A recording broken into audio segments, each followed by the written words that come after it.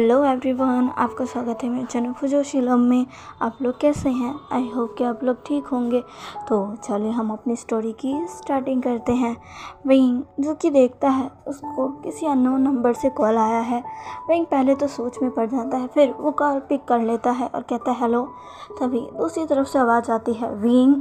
Wing उस आवाज़ को सुनकर ही उसे लगता है कि ये तो जानी पहचानी आवाज़ है। तभी वो दूसरी तरफ से फिर से आवाज़ आती है और वो कहता है वी वुशियन। तभी वो समझ जाता है कि ये कौन है। वो और कोई नहीं बल्कि उसके ऑफिसर चैंग थे। विंग कहता है चैंग। तभी ऑफिसर चैंग कहते हैं आगे तुमने सीनियर नहीं लगाया। विंग कहता माफ़ कीजिएगा सीनियर। तभी ऑफिसर चैंग कहते हैं ये सब छोड़ो, तुम बताओ क्या चल रहा है।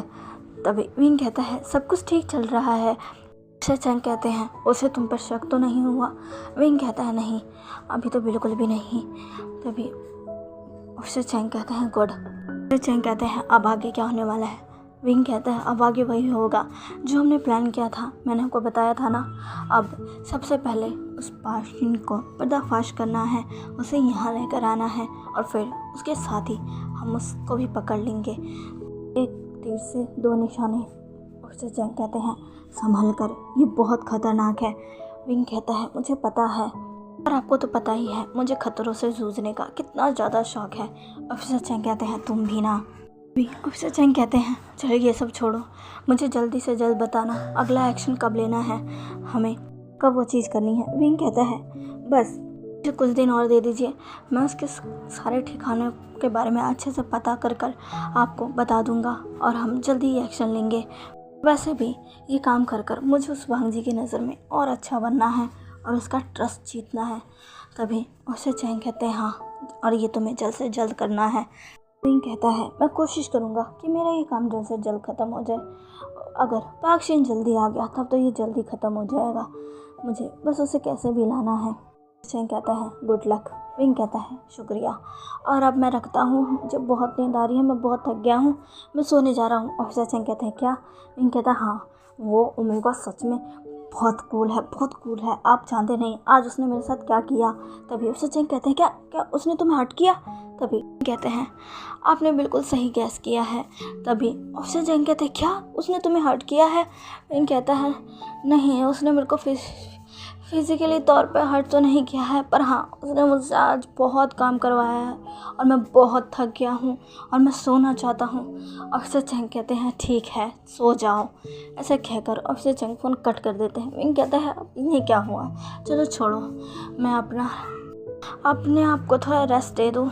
ऐसे कहकर विंग अब दोबारा से बेड पर लेटकर अपनी आंखों को बंद कर देता है।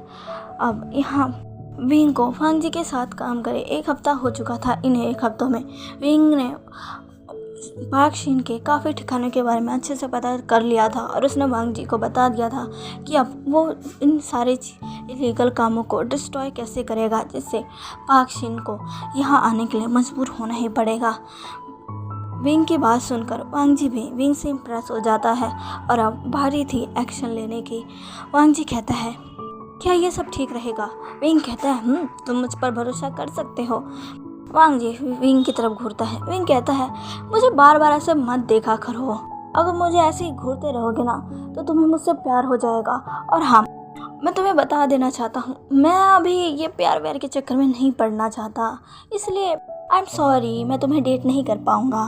तभी वांग जी उसे घूरते हुए अपनी आंखों को बड़ी कर उसे देखता है और कहता है क्या? उधर दूसरी तरफ लूसी विंग की बातें सुनकर हंस जाती है। तभी विंग कहते क्या हुआ, तुम्हें गुस्सा आ गया? चलो कोई बात नहीं, अगर ऐसी बात है तो चलो मैं तुम्हारे साथ डेट पर चल जाता हूँ। अगर तुम मुझे इनडायरेक्टली बुलाना चाहते हो तो क्यों नहीं, तुम गुस्सा मत करो। वांग जी कहता है मैंने कब कहा कि तुम मेरे साथ डेट पर चलो? तभी विंग कहता है तुम यही तो कहने वाले थे, तुम हमेशा मुझे ऐसे घूरते रहते हो, मुझे लगा क्या पता मैं तुम्हें पसंद हूँ, तभी तुम मुझ पर इतना ज़्यादा नज़र रखते हो और घूरते रहते हो। बस मुझे पता है ओमेगा रेड के लिए कितना भाव खाते हैं और किसी भी अल्फा को ये नहीं बताना चाहते वो उन्हें पसंद करते हैं या वो उनके साथ डेट पर जाना चाहते हैं। वो यही चाहते हैं कि वो अल्फा खुद आकर उनसे पूछे। तुम भी शायद ऐसे ही कर रहे थे और देर ना हो इसलिए मैंने ही कह दिया। चलो ठीक है कोई बात नहीं, हम एक डेट पर चल सकते हैं। मैं भी देख लूँगा कि आखिर तुम कैसे पार्टनर साबित होगे। अगर मुझे अच्छा लगा तो हम लोग आगे बढ़ सकते हैं। वांग जी विंग का कॉलर पकड़कर उसे झंझोड़ते हुए कहता है, चुप रहो, अपनी बकवास बंद करो वरना मैं तुम्हें छोड़ूंगा नहीं।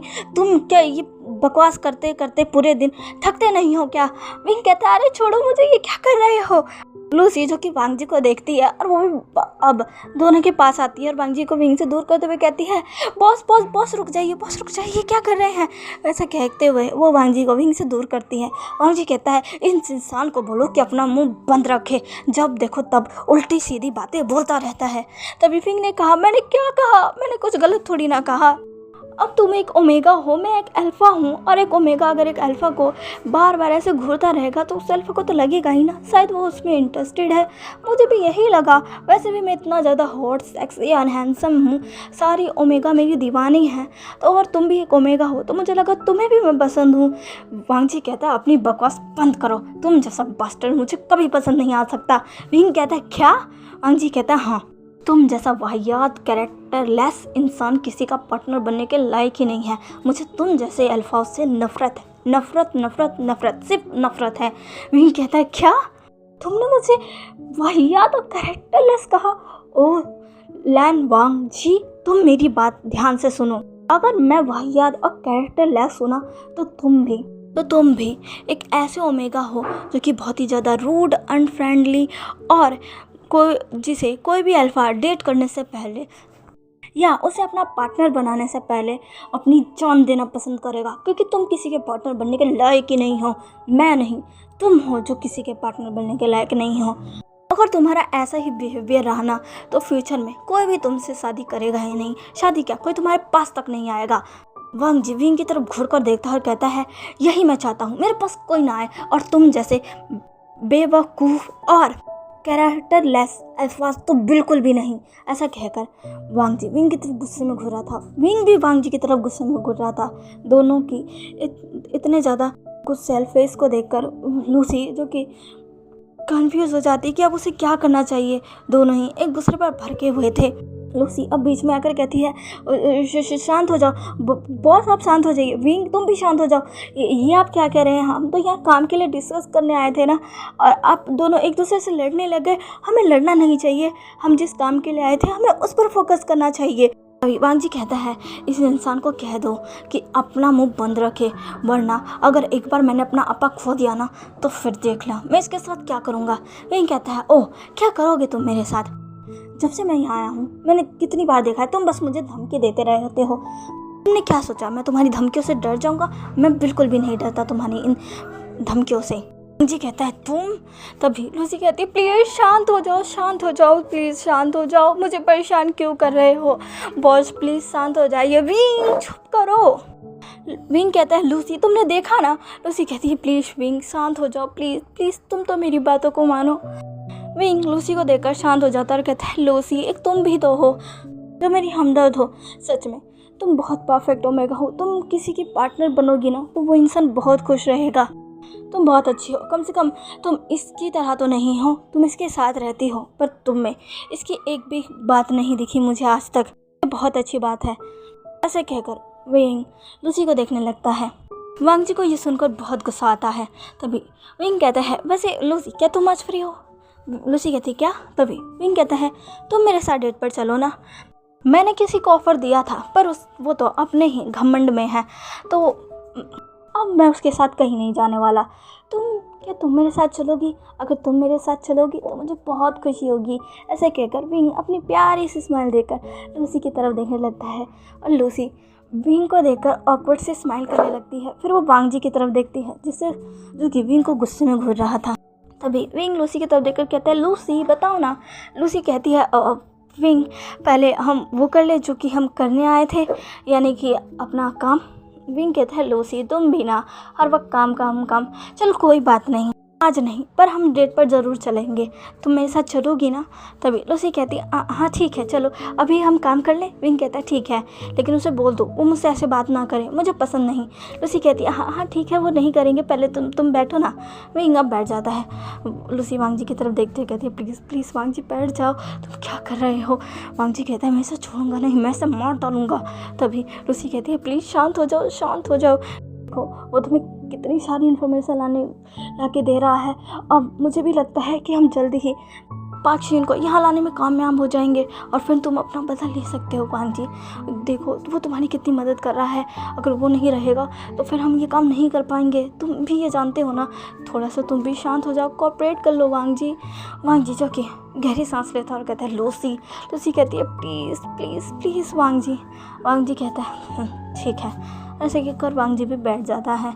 अब दोनों ही काम करने लगते हैं, पर एक दूसरे की तरफ ना देखते हैं ना बोलते हैं। लूसी जो कि बस अपना सर पकड़ते हुए कह रही थी अरे मैं कहाँ फंस गई।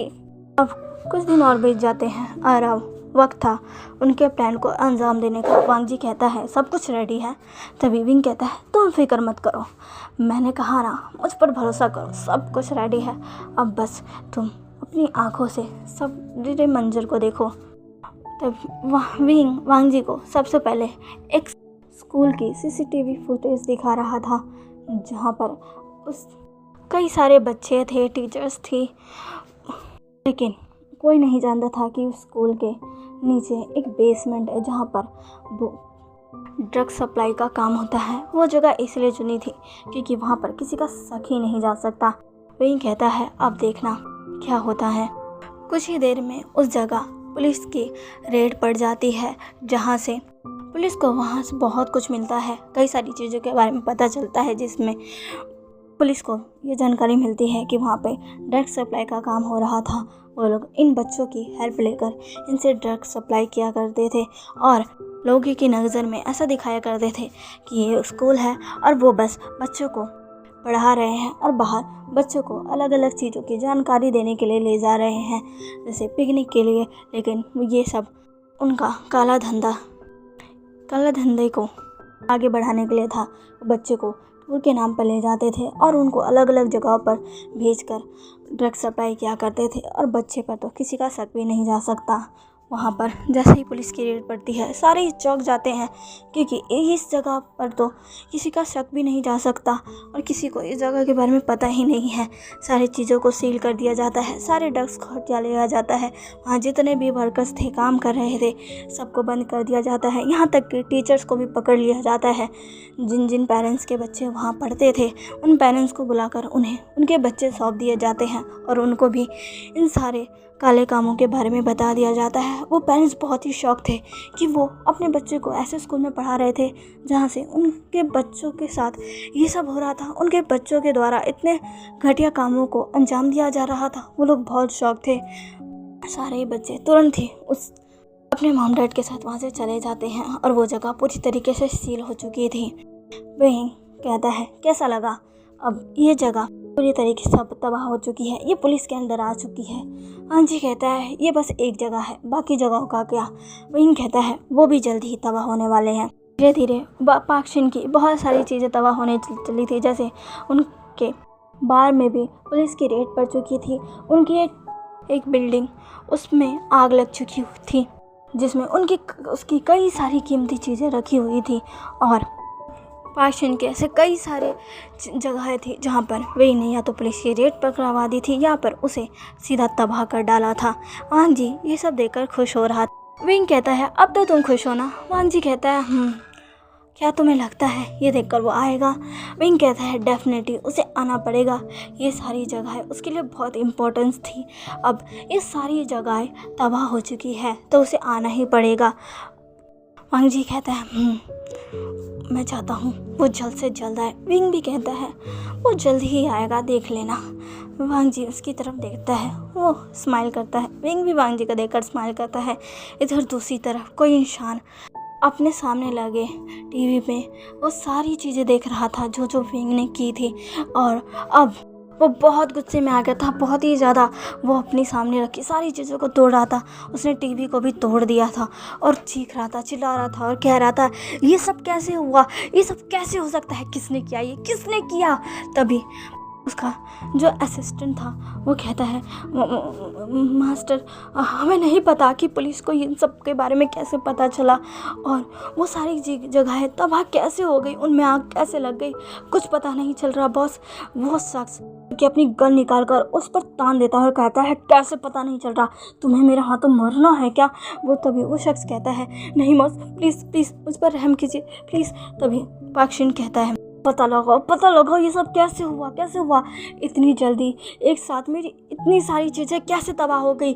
तुम्हें पता है ना इन सब के तबाह होने के बाद मेरा कितना बड़ा नुकसान हुआ है, कितना बड़ा। वो असिस्टेंट कहता है, हम पूरी कोशिश कर रहे हैं बॉस, पूरी कोशिश कर रहे हैं पता लगाने की आखिर ये सब किसका काम है, किसने किया है। अब पाक शिन अपनी गन अपने असिस्टेंट की तरफ से हटा लेता है और उसे एक लात मारता है उसके सीने पे, जिससे उसका असिस्टेंट दूर जाके गिरता है और कहता है, जाओ यहाँ से चले जाओ वरना मेरे को गुस्सा आ गया तो मैं तुम्हें छोड़ूंगा नहीं, मैं तुम्हें अभी गोलियों से भून डालूंगा। अब उसका असिस्टेंट जल्दी उठता है और वहाँ से भाग जाता है। पाक शिन बहुत गुस्सा था और कहता है,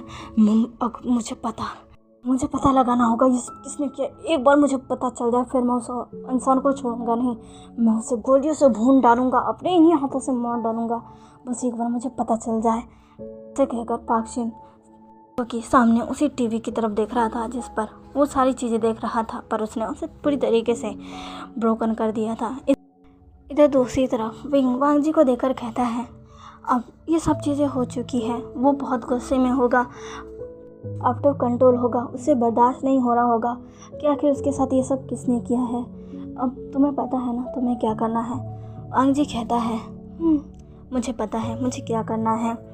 ऐसा कहकर वांग जी लिन की तरफ देखता है और लिन से कहता है, लिन जल्दी से हमारी तरफ से पार्क ग्रुप्स में एक मैसेज भेजो। तभी लिन कहता है, जी बॉस। अब वांग जी लूसी को देखता और कहता है, लिन को बता दो उसे क्या करना है।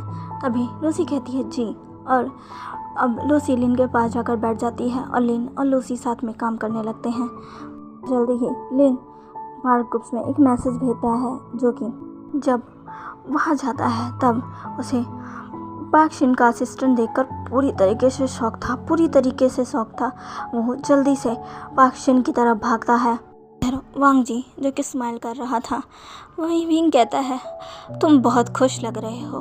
वांग जी कहता है, विंग कहता है, और मैं तुमसे ज़्यादा खुश हूँ। तभी वांग जी कहता है, अच्छा। विंग कहता है, आखिर तुम्हारे चेहरे पर ये जो खुशी है वो मेरी वजह से ही तो है, और तुम्हें खुश देखकर मैं भी खुश हूँ। ऐसा कहकर विंग अपनी चार्मिंग सी स्माइल देता है। वांग जी विंग की तरफ देखता है और कहता है, तुम कभी भी फ्लर्टिंग करना बंद नहीं कर सकते ना। विंग कहता है, मैं तुमसे फ्लर्ट नहीं कर रहा, मैं सच में खुश हूँ तुम्हारे लिए। ऐसा कहकर विंग एक पाउट बना लेता है। वांग जी जो कि अपना सर झटकता है और कहता है, तुम्हारा कुछ नहीं हो सकता, तुम बिल्कुल भी नहीं सुधर सकते। तभी विंग कहता है, वैसे मैंने अपना सारा काम कर दिया और मेरे बॉस मेरे से बहुत खुश है, तो मैं अपने बॉस से कुछ पूछना चाहता हूँ। वांग जी कहता है, क्या।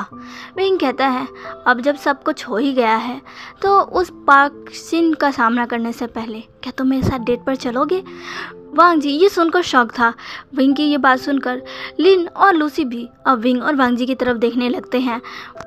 वांग जी कहता है कि क्या कह रहे हो। विंग कहता है, क्या, मैंने अपना काम कर दिया और तुम भी मेरे काम से इतने ज़्यादा खुश हो तो अब तो तुम मुझे हाँ कह ही सकते हो ना। ऐसे कहकर विंग वांग जी को एक विंक करता है। वांग जी जिसकी आंखें बड़ी बड़ी हो जाती है। इधर लूसी के चेहरे पर एक बड़ी सी स्माइल थी और लिन भी विंग को बस अपनी शौक भरी नज़रों से देख रहा था कि विंग वांग जी से कैसे बात कर रहा है। किसी की हिम्मत ही नहीं होती है वांग जी से ऐसे बात करने की। वांग जी कहता है, बिल्कुल भी नहीं। विंग कहता है, क्यों नहीं, मैंने अपना काम इतने बखूबी से किया है, तुम्हें मुझे रिवॉर्ड देना चाहिए और रिवॉर्ड के तौर पर मैं चाहता हूँ तुम मेरे साथ डेट पर चलो। वांग जी कहता है, बिल्कुल भी नहीं। तभी लूसी कहती है, चले जाइए ना बॉस। वांग जी लूसी की तरफ घूर कर देखता है और कहता है, लूसी अपना मुंह बंद रखो। लूसी जो कि चुप हो जाती है। विंग कहता है क्या तुम हमेशा ही ऐसे रूड रहने वाले हो, कभी तो कुछ किया करो, कभी तो किसी एक नॉर्मल ओमेगा की तरह बिहेव किया करो। वांग जी विंग के मुंह से जब ये वर्ड सुनता है वो विंग की तरफ घूर कर देखता है और विंग के करीब जाकर कहता है मैं नॉर्मल ओमेगा उसकी तरह नहीं रह सकता, मैं उनकी तरह हूँ ही नहीं, समझे तुम। विंग तो कि वांग जी को देखता है। वांग जी की आंखों में भी विंग को कुछ अलग ही दिख रहा था। विंग कहता है ठीक है। विंग अब लूसी की तरफ देखता है, कहता है लूसी तुम तो चलोगी ना। लूसी कहती क्या। विंग कहता है बोलना भूलो मत, तुमने कहा था तुम मेरे साथ डेट पर चलोगी, अब अगर बॉस नहीं चल रहे हैं तो तुम्हें ही मेरे साथ डेट पर चलना होगा।